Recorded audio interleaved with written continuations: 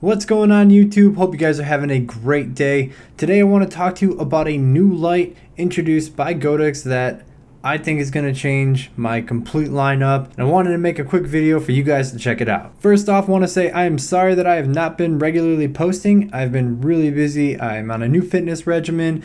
I hurt my ankle, had a pretty bad ankle sprain that set me back. I've been finalizing a workshop in Southeast Michigan, and I've been working really hard on my 101 series for YouTube. So I've been super busy and it's been tough to get new videos out, but when I saw this announcement today, I just knew I had to make a quick video and show you guys. For anyone who didn't see it, this is some really cool news coming from Godox. So they announced a new Godox AD200, dropped some photos of it, and it's actually a really interesting light. Now the AD200 has been rumored for a little bit of time now, but we were expecting something completely different. Most people were expecting something along the lines of an AD360, just a 200 watt version, same size, maybe even the same body, with a lithium-ion battery inside of it instead of an external power pack. But what we see in the pictures today is actually quite different from the AD360 in a number of ways. So it's a 200 watt second, fits pretty nicely in between the AD360 and the speedlights, will be equivalent to around 3 speedlights, 2.5 to 3.5 depending on your modifier. It's going to have everything that we're used to with the Godox X series. So it has HSS, TTL, all the way up to 1/8,000th of a second. It's going to have 5 groups, A through E. Has the 2.4 gigahertz radio built in, so you're going to be able to control it with anything else in the Godox Flashpoint Cheetah lineup that is compatible with this.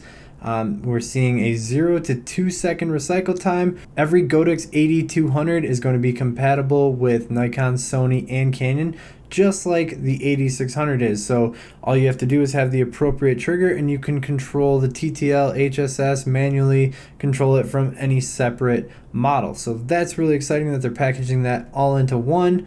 It's going to have a USB for firmware upgrades and just basically slip right into the product line. Now, here's what's a little bit different about it from the AD200 that we can expect. The first thing is that if you look at this photo, it's going to look kind of like a speed light, just a little bit more naked. So there's no controls on the back of it like you would. There's not a rotating flash head, nothing like that. It just seems kind of like a box with a light on the end.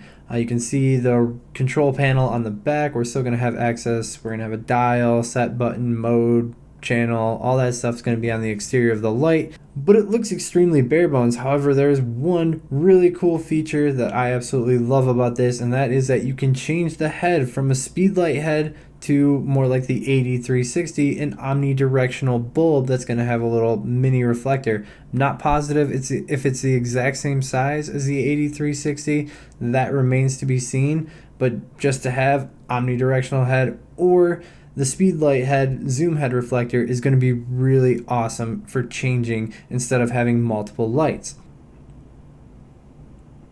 We're looking at 520 full power flashes. What the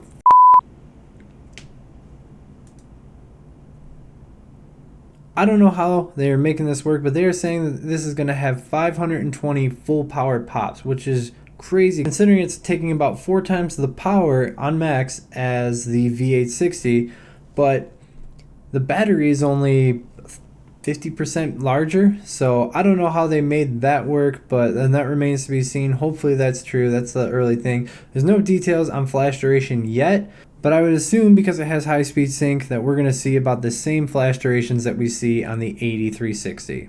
So where does this fit in the lineup? Who is this for? It's for me. This is ideal for what I do. I love portability. Now I think the AD360 is a great balance of power and portability, but I think this is better. Every cable that you can take away, every battery pack, everything that's swinging around, I think makes things easier. And I can easily see just having one of these up on a stand and still being able to do most of what you can accomplish with the AD360. But I don't need the AD360, 3 lights, and 4 speed lights. I could definitely see myself getting rid of 2 speed lights, one AD360, at least one AD600, and just factoring in a couple of these, using my speed lights on camera if I need them, and keeping these as my off-camera lights. And for me, I don't really need 600 watts when I'm doing studio-based work, so I think that this 200 watt option would be great. Now, it remains to be seen how powerful it is in comparison to the other units. You guys already know I'll probably be testing that, but we can expect probably about a little less than one stop less powerful than the AD360. It looks like it's going to have its own proprietary mount, which I probably won't use. I'll probably stick with the Bowens S mount to put this in. I just think that that's a more secure way to keep the flash.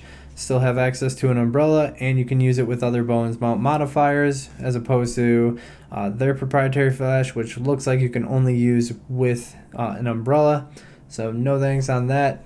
Also looks like they have a proprietary gel system that's going to be coming with it, which to me, I probably wouldn't buy this gel modifier kit. I would just continue to use speedlight modifiers or wrap around the bulb like I've been doing with the AD360. So I'm going to touch base with Godox. I'm going to see if I can get an early copy of this that I can test, compare with the other lights, and highlight in a more detailed review.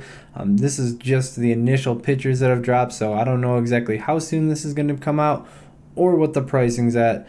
That all remains to be seen. But I think this will clean up my lighting setup quite a bit because I've gotten so addicted, and now I have 8 of these Godox lights, and I'd really like to trim that down a little bit if I could, so I'm not carrying around so much. Hopefully I can do a detailed review soon once this is out. But let me know. I'm really interested what you guys think of this light, how you think it fits in.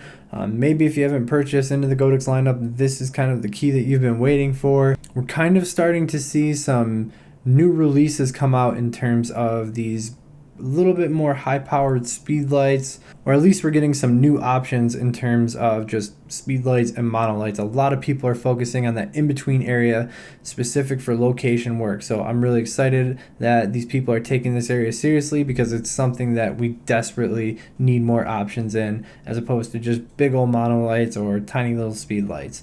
So Pixel just announced that X900 that is kind of a mega speed light, and with this coming out, hopefully we'll see more of it. I'll keep you guys posted on any future developments with this light that I hear of. Thank you so much for watching today's video. I hope it helped you out. Please like and subscribe if you want to see more, and comment with any questions. Follow me on Snapchat for behind the scenes, Twitter for deals on photography gear, and Instagram to see my work. Lastly, I have a Facebook group as a discussion forum, which is linked in the description.